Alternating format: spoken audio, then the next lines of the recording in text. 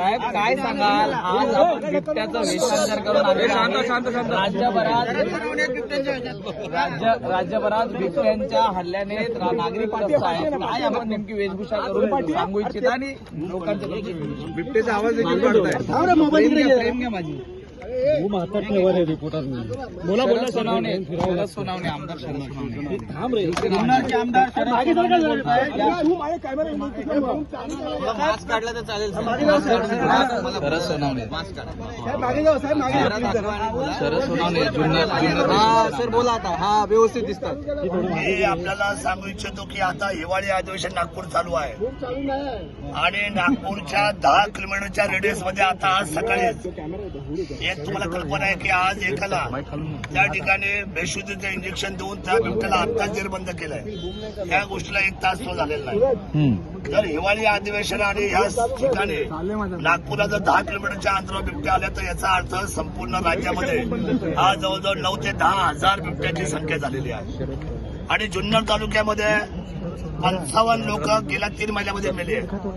आता लोक सरकार असं म्हणते की मानेला तारेचा पट्टा महिलांनी बांधला पाहिजे, शेतकऱ्यांनी बांधला पाहिजे, तरी शेती केली पाहिजे. अंगणामध्ये आमची मुलं खेळत नाहीये. अंगणाच्या बाजूने सगळे सौर ऊर्जेचं कंपाऊंड लावून, करंटचं कंपाऊंड लावून आम्ही आतमध्ये आलेलो आहे. आमची मुलं मला आता रस्त्यावर नाही, अंगणामध्ये नाही, शाळेमध्ये जात नाही. मला असं वाटतं की हे अनेक उपाययोजना करण्यापेक्षा मी कालही बोललोय आदरणीय वनमंत्र्यांना आणि सरकारला की हात जोडून विनंती करतो, 3 महिन्याच्या आतमध्ये आपण 2000 बिबटे रातलाचे रेस्क्यू सेंटर बनवा. 1000 मध्ये मादी, 1000च्या पिंजऱ्यामध्ये मादी आणि 1000 मध्ये नर, जेणेकरून नसबंदीचा पण विषय मिटेल. आणि वाईल्ड लाईफ वाल्यांनी सांगितलेलं की आम्ही या सगळ्या लोकांना सांभाळण्याचे तुम्हाला आम्ही पैसे देतो, त्यांची तजवीज आम्ही करू, त्यांचं हॉस्पिटल आम्ही बांधू.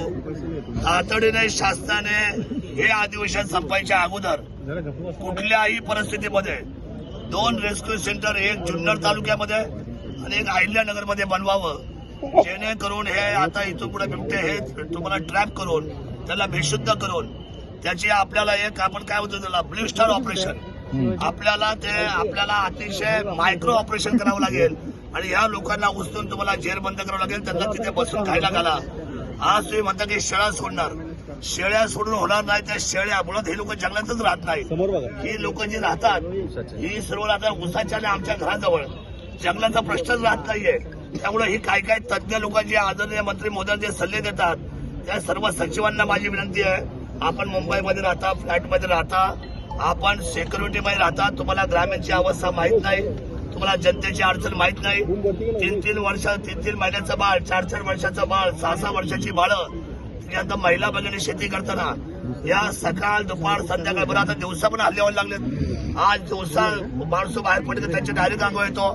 त्यामुळे मला असं वाटतं बिबटचा विषय अतिशय भयंकर आहे आणि आपण राज्य आपत्ती घोषित केली पाहिजे. बिबट्याच्या बाबतीत राज्य आपत्ती आणि राज्य आपत्ती घोषित करून तातडीने मुख्यमंत्र्यांनी सुमोटो आजच्या आज निर्णय केला पाहिजे की 2 रेस्क्यू सेंटर, हजार बिबटे आपल्याला जेरबंद करतील आणि जेरबंदची मोहीम ही राज्य शासनाने राबवली पाहिजे आणि कोणत्याही परिस्थितीमध्ये या बिबट्यांचा बंदोबस्त केला पाहिजे.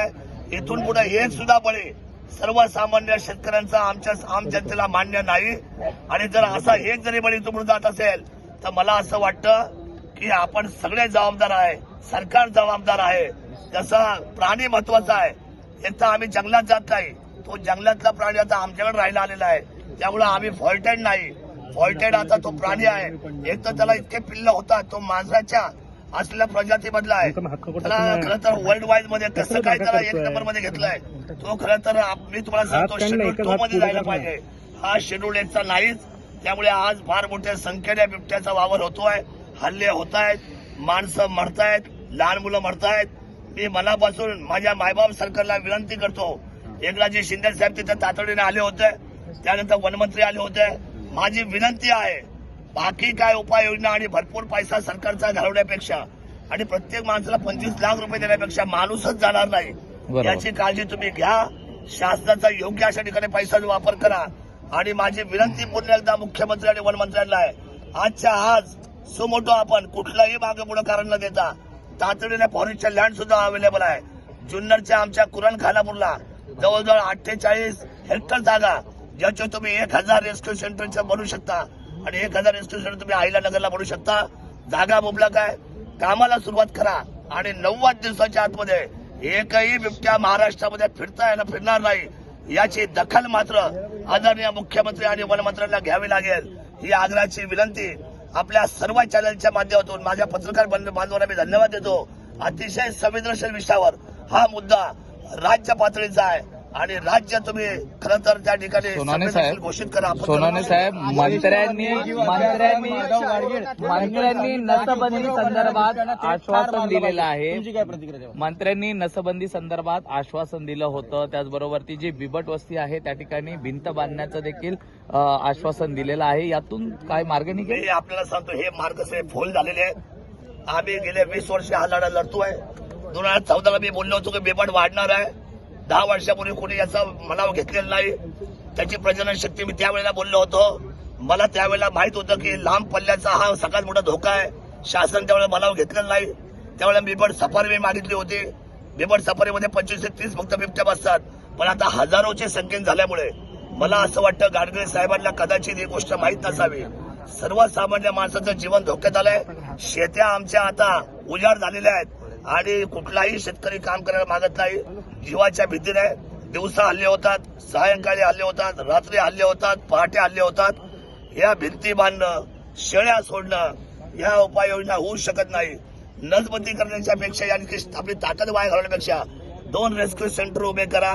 ते दिसतील त्यांचा पाठलाग करा. त्यांना बंदुकीची ती गोळी कोणती बेशुद्ध करण्याची इंजेक्शन मारा आणि त्यांना तातडीने तुम्ही उचला आणि सर्वांना जेरबंद करा. 1000 बिबट एका बाजूला मादी आणि एक बाजूला नर असे तुम्ही वेगळे केले तर तुमचा नसबंदीचा विषय संपून जाईल. काही बिबटे रेस्क्यू सेंटरमध्ये, खासगी रेस्क्यू सेंटरमध्ये सोडण्याचं आश्वासन दिलं होतं. सह्याद्रीच्या ज्या जंगलांमध्ये काही सोडण्याचे आश्वासन दिलंय. यातनं तोडगा निघेल का असं वाटतं तुम्हाला? नाही, बिबट्या एकही जंगलामध्ये राहत नाही. सगळं आता तुम्हाला मी शुगर कॅन मध्ये राहतो, साखरेच्या ऊसाच्या शेतामध्ये राहतो, तो आमच्या घराजवळ राहतो. एकही बिबट्या जंगलामध्ये राहत नाही. शेळ्या सोडून तेवढं काय फायदा नाही. शेळ्यांच्या चोऱ्या माऱ्या होतील, शेळी लोकच घेऊन जातील. तिथं बिबट्या काय तो घेणार नाही. आशिष शेलार म्हणतात की जसं कोरोना होता त्याला ट्रीट केलं गेलं त्याच पद्धतीने या बिबट्यांना ट्रीट करायला पाहिजे. नाही म्हणजे कसं ट्रीट केलं पाहिजे? कोरोनाला समजा आपण इंजेक्शन दिले होते लोकांना, बेबीमध्ये दिले ना, बेबीमध्ये इंजेक्शन दिले होते कोरोनामध्ये. आता यांना आधी पकडत तर खरं महिला कुठली इंजेक्शन त्याच्यावर ठरवू. पण वन विभागाचं नियोजन आणि दुर्लक्ष यामुळे हा सगळा नाही. आता मनाव नाही घेतलं ना. कालपर्यंत काय चाललं होतं, टिंगल्या चालल्या होत्या, मस्करी चालली होती. माझ्या सरकारमध्ये 2014ला 15ला 16ला विधान भवनामध्ये बोलायचा तर मला सगळे लोक म्हणायचे, हसायचे, म्हणजे बघा हा बिबट्याला बिबट्यावर बोलणार आहे. पण बिबट्या किती संकट आहे हे आज त्यांना कळालेलं आहे. आज काल तुम्ही जर पाहिलं असेल विधान भवनामध्ये जवळजवळ 288 पैकी जवळजवळ 151 आमदार बिबट्याच्या भीतीने सभागृहामध्ये गोंधळ घालत होते. याचा अर्थ हा दूरदृष्टीचा होणारा सगळ्यात मोठा आपल्यावर होणारा आघात आहे हे मी 2014 पासून ओळखलं होतं. म्हणून आता माझी विनंती आहे, आज सकाळी जर तुम्ही तुमच्या टीव्ही चॅनल ऑन केले नागपूरमध्ये सकाळीच आज काय परिस्थिती होती. 3 तास तुमचं ऑपरेशन चालू होतं त्याला पकडण्यासाठी. जीवाचा आकाल करून एक बिबट्या पकडायला तुम्हाला 3 तास लागले. सरकारने ही गोष्ट हजारो आहेत. सरकारने ही गोष्ट